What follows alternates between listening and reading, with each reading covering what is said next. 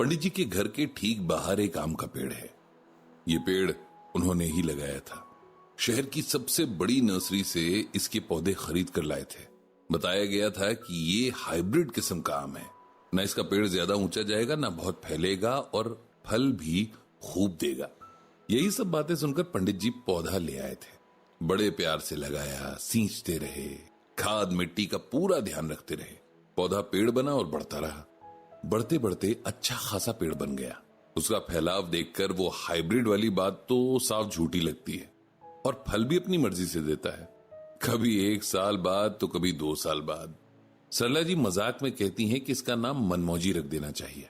जब तक पंडित जी ने गीता ज्ञान को गहराई से अपने मन में उतारा नहीं था, तब तक जब भी वो इस पेड़ को देखते, उस नर्सरी को कोसते। लेकिन जब से उन्हें गीता ज्ञान की रोशनी मिली है, उनकी आंखों ने चीजों को देखने का ढंग ही बदल दिया है।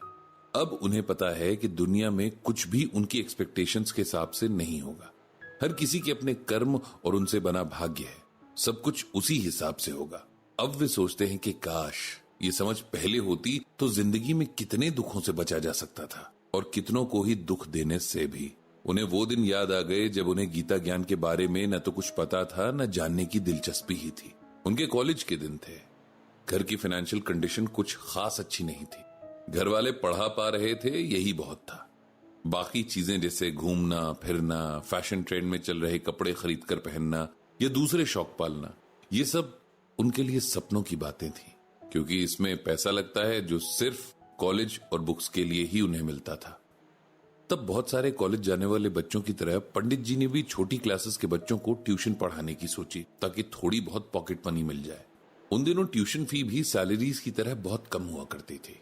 थोड़ा आस पड़ोस का लिहाज भी करना पड़ता था। इसीलिए ट्यूशन कभी डिस्काउंट तो कभी उधारी पर ही चलता था। फिर भी ट्यूशन में मिले चिल्लर से 2-4 छोटी छोटी खुशियां तो मिल ही जाती थी।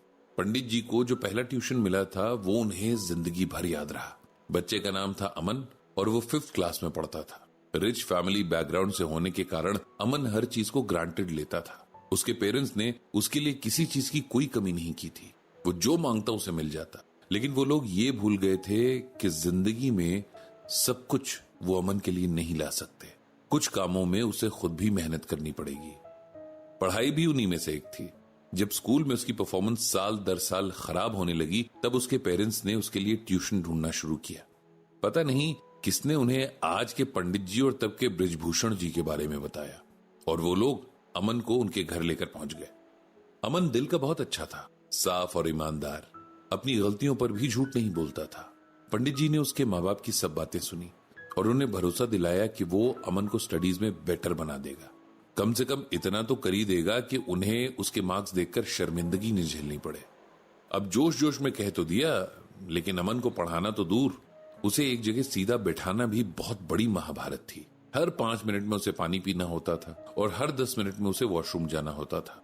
इस सबसे जो टाइम बचता था, उसमें कभी वो सीलिंग फैन को घूरता तो कभी स्कूल की अपने दोस्तों की बातें करने बैठ जाता था।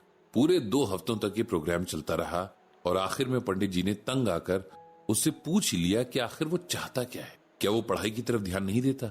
उसके पेरेंट्स उसके लिए कितना कुछ करते हैं और बदले में बस एक बात चाहते हैं कि वो अपनी पढ़ाई सही से कर ले, लेकिन उससे ये भी नहीं हो पा रहा है। इस पर अमन ने कहा कि उसका मन पढ़ाई में बिल्कुल भी नहीं लगता। वो पेंटर बनना चाहता है। पहले तो पंडित जी बहुत हंसे, लेकिन फिर उन्होंने अमन से कहा कि वो अपनी पेंटिंग का कोई सैंपल तो दिखाए।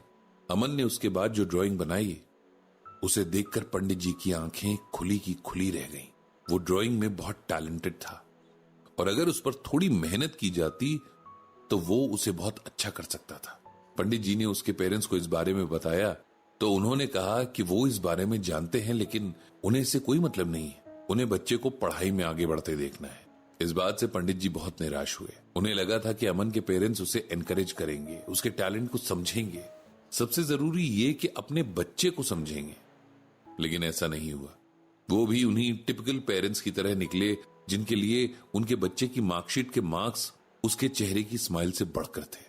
मन मारकर पंडित जी ने अमन को पढ़ाना या फिर यूं कहें कि रटाना शुरू कर दिया ताकि वो पास हो जाए। तब पंडित जी भी खुद पढ़ ही रहे थे। इतनी समझ नहीं थी कि अमन को उसके पैशन के लिए एनकरेज करते। और फिर इकलौता ट्यूशन छिन जाने का डर भी था। बड़े बेमन से पढ़ते हुए अमन ने वो क्लास पास कर ली थी, लेकिन फिर उसने आगे से ट्यूशन के लिए मना कर दिया। पंडित जी के कॉलेज का वो आखिरी साल था, इसीलिए उन्होंने भी इस बात से कोई टेंशन नहीं ली। जिंदगी अपनी रफ्तार से आगे बढ़ती गई। बहुत साल बाद उन्हें किसी से पता चला कि अमन स्कूल भी पास नहीं कर पाया और उसके फादर ने उसके लिए एक दुकान खुलवा दी। एक बच्चा जो बहुत बड़ा आर्टिस्ट बन सकता था, अपने पैशन को खुलकर जी सकता था और सबसे बढ़कर खुश रह सकता था, उसे आज मजबूरी में वो काम करना पड़ रहा था जिसके लिए वो बना ही नहीं था। ऐसे ही जाने कितने टैलेंट रोज दम तोड़ते हैं, कभी किसी और की एक्सपेक्टेशंस के तले कुचले जाते हैं तो कभी हालात के आगे हार जाते हैं।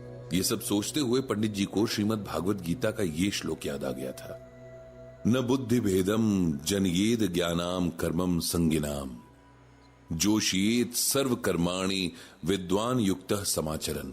इस श्लोक में भगवान श्री कृष्ण अर्जुन से कहते हैं कि हे अर्जुन, ज्ञानी इंसान को चाहिए कि जो लोग कर्मों के बारे में अच्छे से नहीं जानते हैं उनके लिए एग्जाम्पल सेट करे और सब कर्मों को अच्छी प्रकार करते हुए औरों से भी वैसे ही कराए।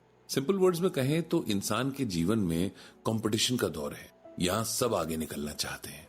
ऐसे में होता यह है कि कुछ चतुर लोग अपना काम तो पूरा कर लेते हैं, लेकिन अपने साथ के मनुष्य को उसी काम को टालने के लिए एनकरेज करते हैं या फिर काम के प्रति उनके मन में लापरवाही का भाव भर देते हैं। श्रेष्ठ मनुष्य वही होता है जो अपने काम से दूसरों के लिए प्रेरणा का स्रोत बनता है। उसी मनुष्य का भविष्य सबसे ज्यादा उज्जवल भी होता है। अगर आपके आसपास कोई इंसान दूसरों से हटकर कुछ करना चाहता है और उसके अंदर ऐसा कुछ करने का टैलेंट भी है, तब उसे जरूर एनकरेज करना चाहिए। हम में से हर कोई अलग है, सबके अंदर कुछ ना कुछ अलग है, इसकी इज्जत होनी चाहिए, ना कि उसे दबाया जाना चाहिए। बस यही सब सोचते हुए पंडित जी ने आज की ब्लॉग पोस्ट लिखनी शुरू कर दी।